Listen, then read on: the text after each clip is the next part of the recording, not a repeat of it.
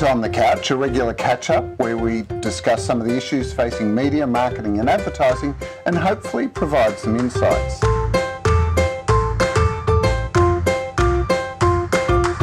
Today I'm joined on the couch by Vivianne Arnold, who's the Head of Marketing at Macquarie Cloud Services. Welcome, Vivianne. Thank you very much, Darren. And welcome back to Sydney. It's beautiful back here, isn't it? We are so lucky. Well, it's great to see you back. Oh, thank you. After 5 years in Asia, it's wonderful to be back.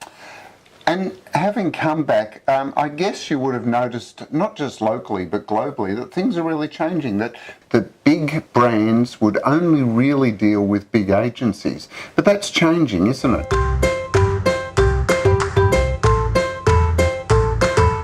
Oh, I completely agree, it's changing. It used to be those big agencies were the gatekeepers, and a lot of freelancers and creatives had to be working for that agency, sometimes on the specific projects, but very rarely could they get to those big brands.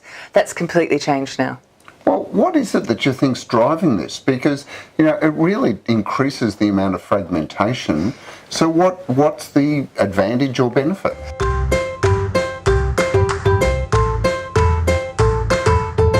The reason why this is existing is because so many freelancers and creatives are going into the gig economy, and it has become this amazing rich resource place for big brands to tap into.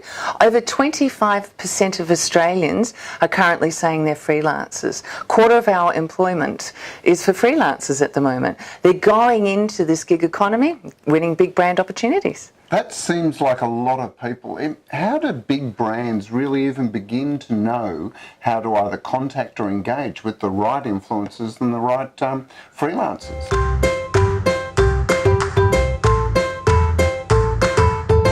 Well, one of the best ways, of course, is, let's say you're a big brand and you've just released your new phone.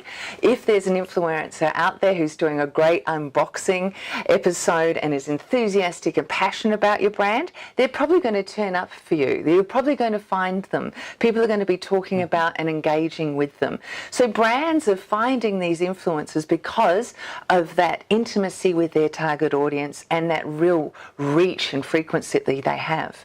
The other way is, of course, if you are an influencer or a freelancer, you go straight in there and knock on those people's doors, and the big brands are more open to hearing from them. But the problem is these freelancers really need to up their skills to get those big opportunities. Now, I was going to say, because it must be, you know, from a freelancer or influencer's point of view, to be able to even know how to approach these big companies must be incredibly daunting. How do they go about doing it?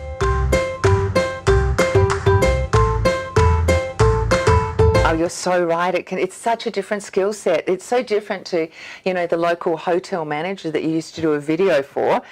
He's now turning around his camera on his phone and filming it himself. You have to adapt to survive. Now these freelance videographers, they can't deal with these guys the same way as they would with the head of marketing, the CMO for the Hilton hotel chain. Really different to the hotel manager down the road that used to be their client. So these freelancers really need to up their skills quickly if they're going to, or they'll miss out on these opportunities. I can imagine, though, that there's a lot of risk for both sides, you know, because for a very large corporation, they're going to be nervous about, you know, taking on a small, you know, single-person operation. But likewise, I can imagine many small operators, you know, single-person businesses, are going to be worried about, you know, the old David and Goliath battle. How can they minimise the risks associated with these types of relationships?